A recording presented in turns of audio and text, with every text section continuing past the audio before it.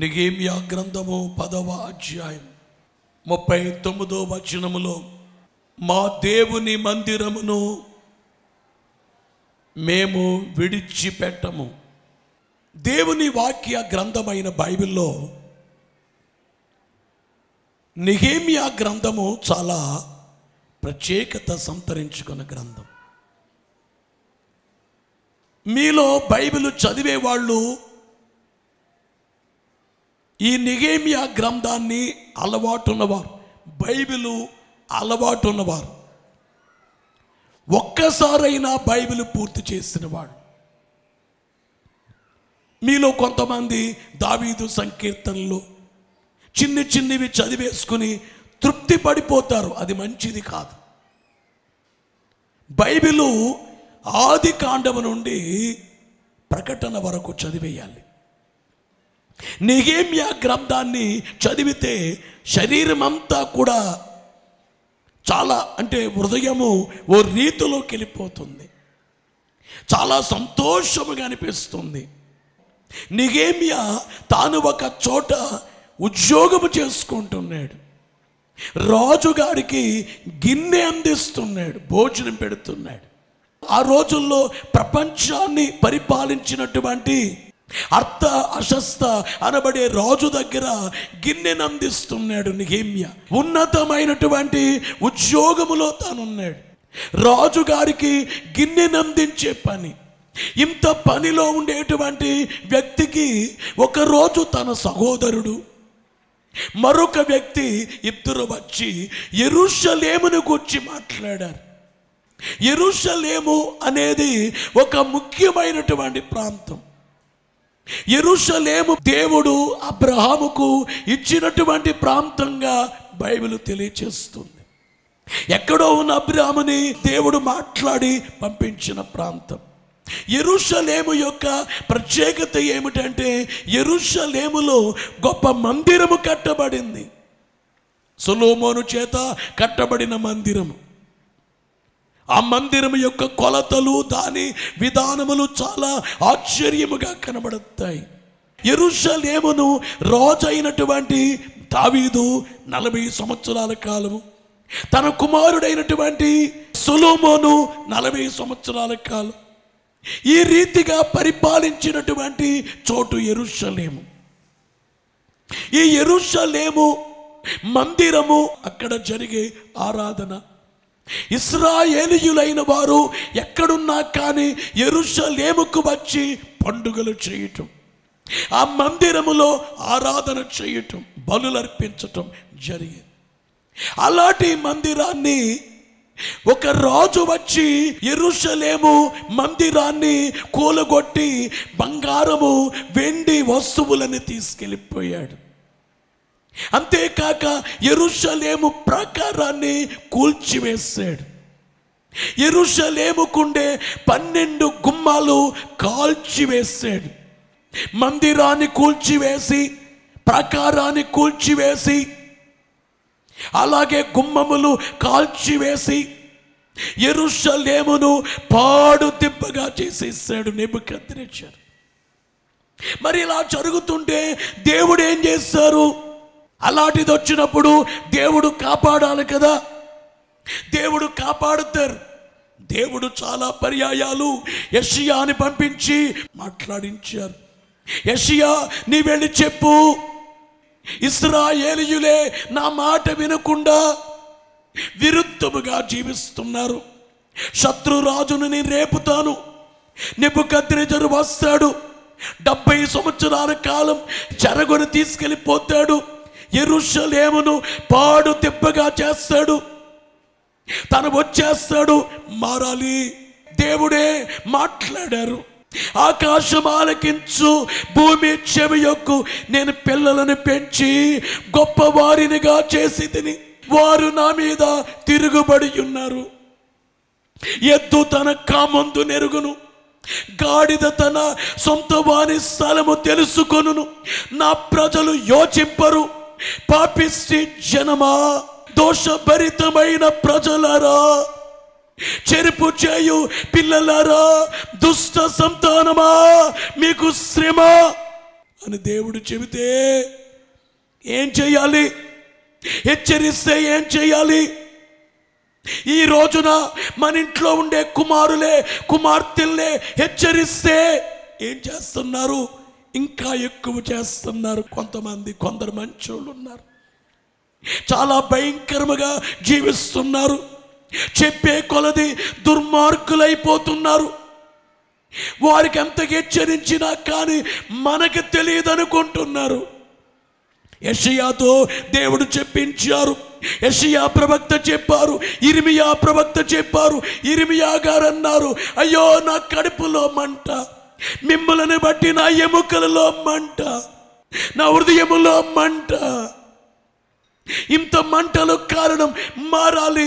ఇర్మియా వెళ్ళయ్యా, మారండయ్యా, నాశనం అయిపోతారు, మారండి, మీరు పాడైపోతారు, మారండి అని హెచ్చరించినా కానీ, ఎంత చెప్పినా కానీ వాళ్ళల్లో మార్పు రాలేదు. ఏ స్కేలుతో చెప్పించారు, మారలేదు. ఎంతైనా మారకుండా ఉన్నటువంటి కాలంలో దేవుడు వారిని విడిచిపెట్టేశారు. బైబిల్లో మాట, ఎన్నిసార్లు గద్దించినను లోబడని వాడు మరి తిరుగు లేకుండా హఠాత్తుగా నాశనమగును. దేవుడు హెచ్చరిస్తే మారలేదే కనుక దేవుడు విడిచిపెట్టేశారు. ఆ శత్రురాజు వచ్చాడు, యెరూషలేము పైకి దండెత్తాడు. అబ్రాహాముకు వాగ్దానము చేసిన భూమి, ఆశీర్వదించిన చోటు యెరూషలేము, దేవుని మందిరం. బైబిల్లో వ్రాయబడిన మాట దావీదు గారు వ్రాసారు, యెరూషలేమా నిన్ను ప్రేమించు వారు వర్ధిల్లుదురు, యెరూషలేమును ప్రేమించే వాళ్ళు వర్ధిల్లుతారట. అలాంటి యెరూషలేము ఏమైపోయింది? శ్మశాన చోటుగా మారిపోయింది.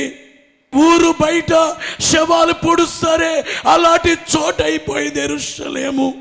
ఈ విషయాలన్నీ కూడా నెహెమ్యాకు చెబితే నెహెమ్యా ఆ విషయాలు విని కూలబడిపోయాడు.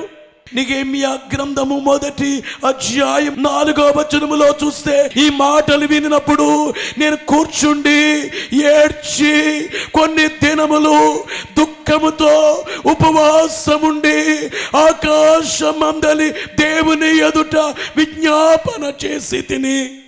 ఈ మాటలు వినినప్పుడు నెహెమ్యా కూర్చుండి ఏడ్చి, ఎందుకు ఏడుస్తున్నారు?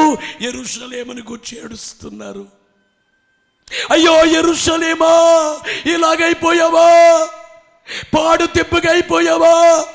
ఏడ్చి కొన్ని దినములు దుఃఖముతో ఉపవాసముండి నేను చేయగలిగిన కార్యము చేయాలని కన్నీళ్లు కాచి దేవునికి ప్రార్థన చేస్తున్నాడు. ప్రార్థన బోలో యేసు మహారాజుకు. అందుకనే మన జీవితంలో ఏదైనా కానీ ప్రతికూల పరిస్థితులు ఏర్పడినప్పుడు ఏం చెయ్యాలి చెప్పండి? ప్రభువు వచ్చి యున్నారరిగో ప్రార్థనల్ చేయండి. ప్రభువు వచ్చి యున్నారరిగో చేతులు పైకెత్తి ఉభయుల మేమేకి భావించి ఒక్కర చేతులు పైకెత్తి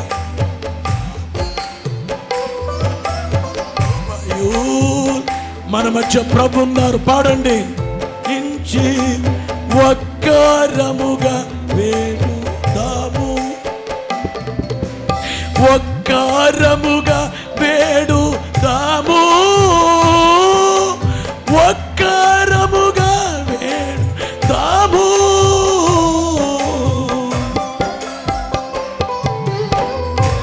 నెహెమ్యా కన్నీళ్ళు. ఎందుకు కన్నీళ్ళు? దేవా, మా వాళ్ళు తప్పు చేస్తారు, మా ప్రజలు, మేము పాపము చేశాము, మిమ్మల్ని మర్చిపోయాము, అందుకే ఇలా జరిగింది. కాబట్టి ఆకాశమందున దేవా మీరు జాలిపడండి.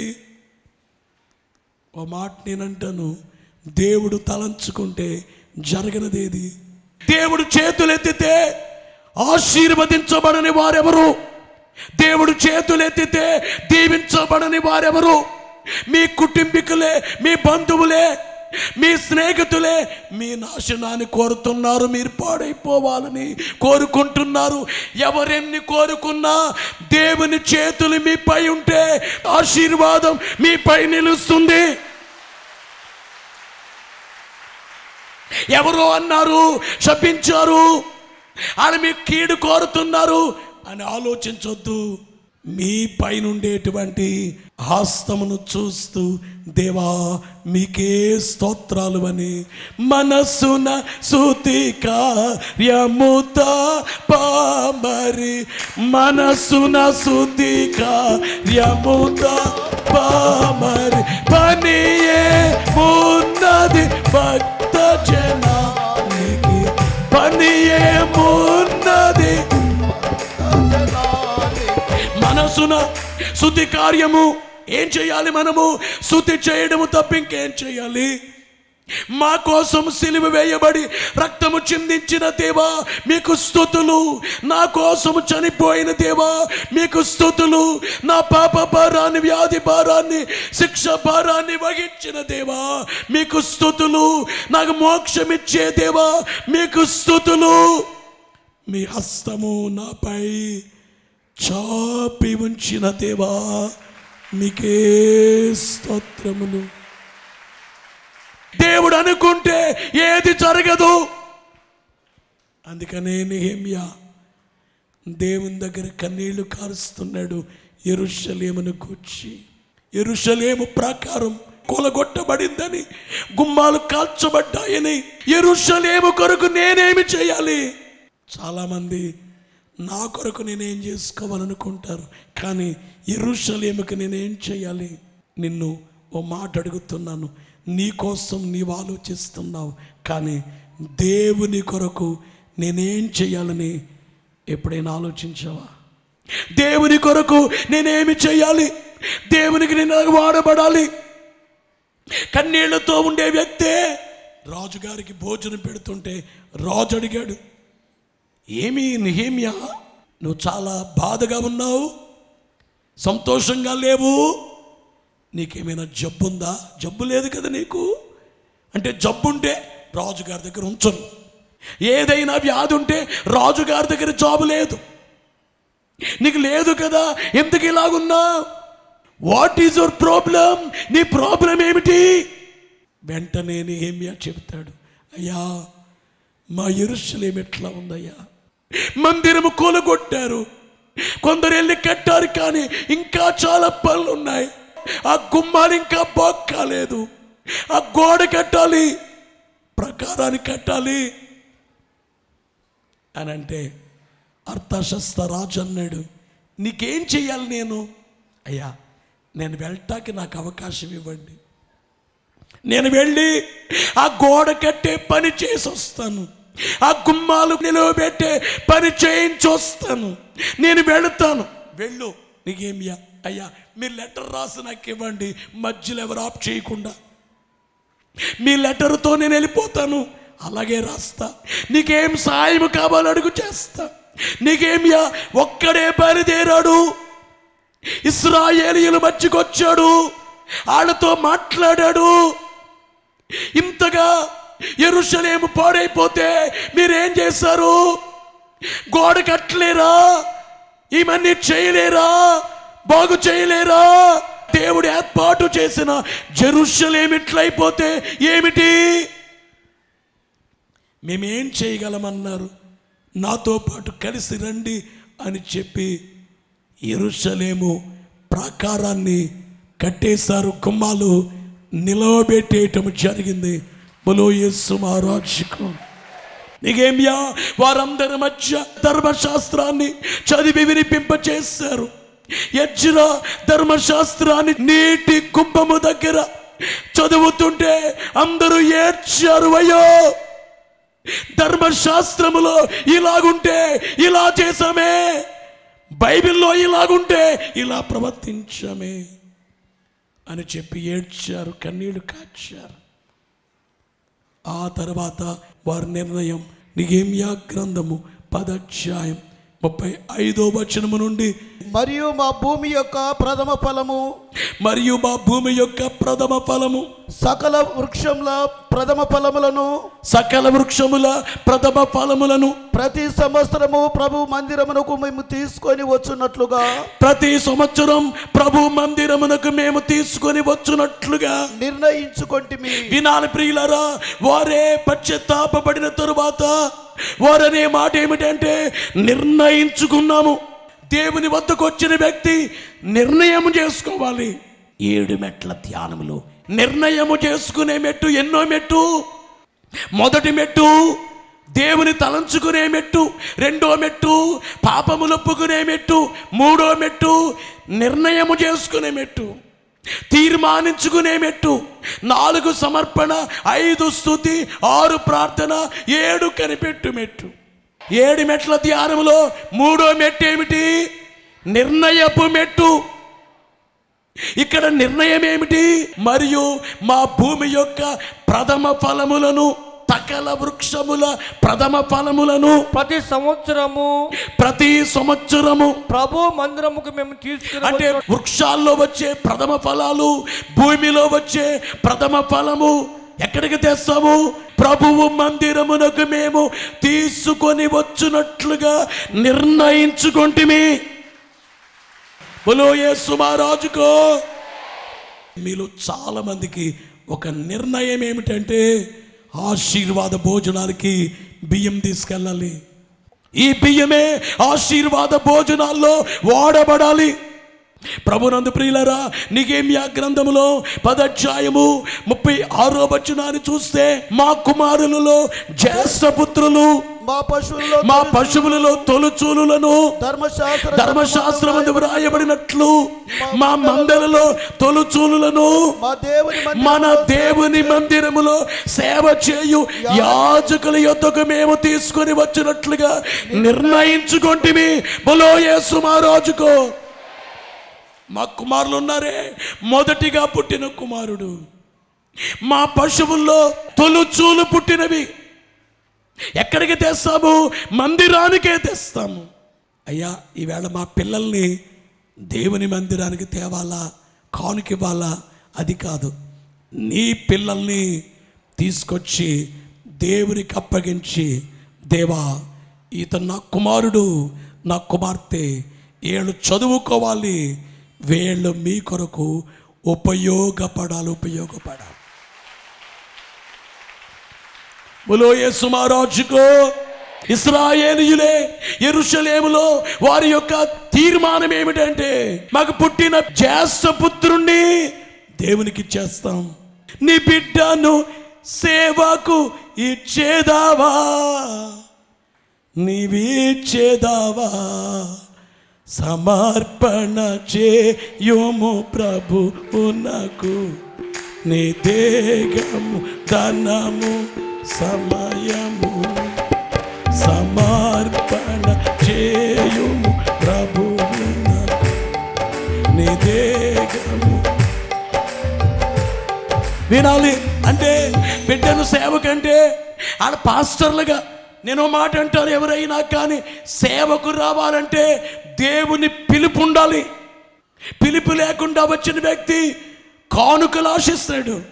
మేము సభలకు వెళ్తున్నాం, దేవా ఎక్కడికి వెళ్ళినా కానుక తీసుకోం, ఛార్జీలు తీసుకోం, వాళ్ళిచ్చే కానుకొద్దు. కువైట్కి వెళ్తే వాళ్ళు అన్నారు, ఎవరు కూర్చున్నా జేబులు నింపుకుని వెళ్తారు, మీరు ఒక్కరే ఖాళీగా వెళ్తున్నారు అన్నారు. మేము ఖాళీగా వెళ్ళట్లేదు, దేవుని మహిమపరిచి వెళుతున్నాము. గమనించే మాట ఏమిటంటే, ఈ రోజున మీ పిల్లల్ని దేవుని సేవకి ఇవ్వాలి, ఆలోచించుకుంటే చేయకండి, పిలుపు ఉండాలి. కానీ మీ అందరికీ చెప్పేది ఏమిటంటే, మీ పిల్లల్ని దేవునికి ఇవ్వాలి, దేవుని మహిమ కొరకు వారిని పెంచాలి. నీ పిల్లల్నే దేవుని మహిమ కొరకు పెంచుతానని నీవు నిర్ణయించుకో. నా పిల్లల వల్ల దేవునికి మహిమ కలగాలి. క్రైస్తవ కుటుంబాల్లో ఎదిగి అమెరికాలో, జర్మనీలో, జపాన్లో, మన దేశంలో, ఎన్నో దేశాల్లో గొప్ప గొప్ప ఉద్యోగాలు చేస్తున్నారే. చర్చిలే కొన్ని గ్రామాల్లో వర్షం వస్తే నీళ్ళు వచ్చేస్తాయే. ఆ అమెరికాలో జాబ్ చేసుకునే వాళ్ళు ఆ ఊరు చర్చిలో ఉండి ప్రార్థనలో ఉన్నవాళ్లే కనీసం ఆ చర్చికి ఏమైనా చేశారండి వాళ్ళు? నేను అనుకుంటాను అమెరికాలో వెళ్ళి అమెరికాకి ఇండియా నుంచి ఎంతమంది చర్చికి వెళ్ళే వాళ్ళు వచ్చారు, వాళ్ళందరికీ మీటింగ్ పెట్టి ఎంతగా దీవించబడ్డారు కదా మీరు. మీ ఊర్లో మందిరానికి ఏం చేసావు? మీ ఊర్లో మందిరమే వర్షం వస్తే కారిపోవాలా? నువ్వు బిల్డింగ్ పై బిల్డింగ్లు కట్టుకోవాలా? ఆ మందిరంలో ప్రార్థన కదా నువ్వు దీవించబడ్డావు. మీ అమ్మ మీ నాన్న వెళ్ళి అక్కడ కదా ప్రార్థన చేస్తా, అక్కడ కదా నీ పేరు పెడతా, అక్కడ కాదా నీకు అన్నప్రాస చేస్తా. ఏం ఉపయోగపడ్డావు దేవునికి? మేము నిర్ణయించుకున్నది ఏమిటంటే మా జ్యేష్ఠపుత్రుల్ని తొలుచూలు పుట్టిన వాటిని ఇవ్వడానికి నిర్ణయం. ఈవేళ మన నిర్ణయం ఏమిటంటే మన పిల్లల్ని దేవుని మహిమ కొరకు, దేవుని సిలువ వేయకుండా, దేవుని గాయపరచకుండా, దేవుని మహిమ పరిచేటట్లు వారిని పెంచాలి. ఈరోజు యవనస్తులే కాదు, కడకు చిన్న వాళ్ళే 6వ తరగతి చదివేవాడు కూడా పాడైపోయిన జీవితాలు. స్త్రీలు, పురుషులు, యవనులు, చిన్నలు పాడైపోయిన బ్రతుకులు.